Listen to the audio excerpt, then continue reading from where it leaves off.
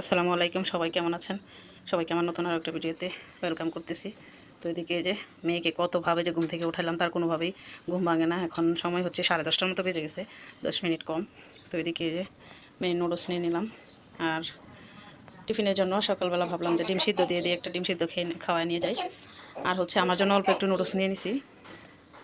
তো এই যে মেয়ের ড্রেস ব্যাগ সব কিছুই বিছানায় রেখে দিলাম, এখন তাকে গোছাতে হবে।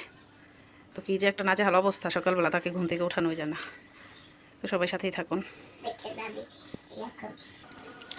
তো এই যে চুল রেডি করে দিলাম, সে বসে বসে ডিম খাইতেছে আর আমি খাইতেছি নুডলস পাস্তা, দুইটা মিলে একসাথে রান্না করছে। আমারও পাস্তাটা অনেক পছন্দ।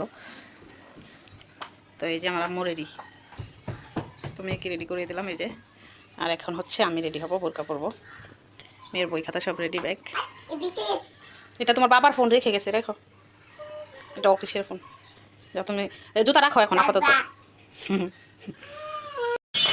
তো এই যে মা মেয়ে রেডি হয়ে স্কুলে চলে যাচ্ছি। তো সে তো রাস্তায় বের হলে হাত ধরতেই চায় না, ভারী দুষ্টুমি করে। বলো বলো, সবাই আমার জন্য দোয়া করে বলো। তো এই তো দুপুরবেলা খাওয়া দাওয়া করে মেয়েকে নিয়ে একটু ঘুম পাড়াইতেছি, না হলে সন্ধ্যাবেলায় সে ঘুমিয়ে পড়ে। এখন চেষ্টা করতেছি একটু ঘুম পাড়াইতে।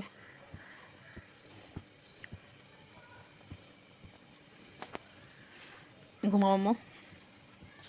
ওই যে আজকে রান্না বান্না শেয়ার করে চলেন। দুপুরবেলা খেয়ে দিয়ে তো একটু ঘুমিয়েছি, ঘুমানোর পরে হচ্ছে 2-4 মিলে কাঁথা সেলাই করছি, আমার জালেরই কাঁথা।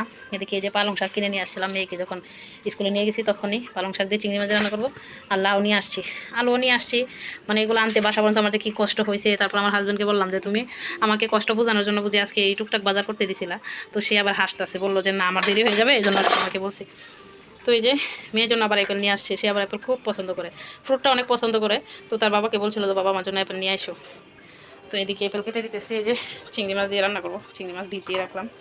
এদিকে আমার কয়েকদিন ধরে এত বেশি লেবু খাইতে মন চাইতেছে, তারপর লেবু নিয়ে আসছে খালি, সাথে ধনিয়া পাতা নিয়ে আসছে। তো রান্না বান্না করি, চলেন সাথেই থাকেন আপনারাও। আর এদিকে আমার মেয়ে কী করে দাঁড়ান একটু দেখাই। ওই যে টিভি দেখে।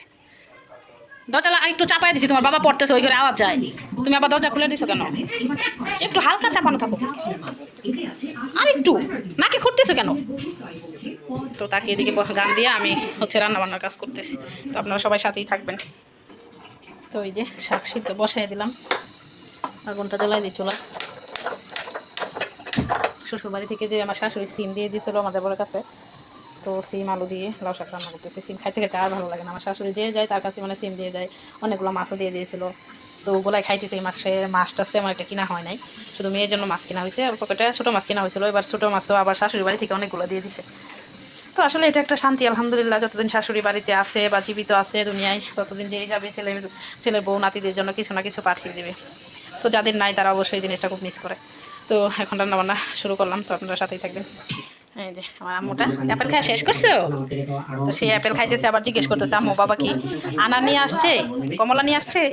তো এক একদিন এক একটা নিয়ে আসে আর কি। আজকে নিয়ে আসছে আপেল, 3-4 দিন আগে আনার আর হচ্ছে কমলা নিয়ে আসছিল। সে আবার ফলটা মাশাআল্লাহ এখন একটু পছন্দ করে। তো এদিকে টিভি দেখতে দেখতে সে অ্যাপেল খাইতেছে। খাই শেষ করো, মজা আম্মু মজা। বাবাকে থ্যাংক ইউ দাও। বাবা তোমাকে ভালোবাসে, ভালোবাসে তোমার জন্য ফল নিয়ে আসছে। মা রান্না করবো, বসলে হবে শোনা বাবাটা। আমি জান বাচ্চাটা বলতেছে আমার কাছে বসো বসো।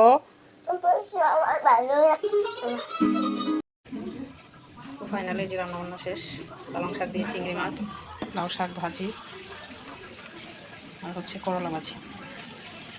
তো এদিকে আবার এই যে মাছ দিয়ে তরকারি রান্না করছিলাম, ওটাও হয়ে গেছে। আর এই যে সাদা ভাত। তো আজকের ভিডিওটি পর্যন্ত, সবাই ভালো থাকুন, সুস্থ থাকুন, আল্লাহ হাফেজ।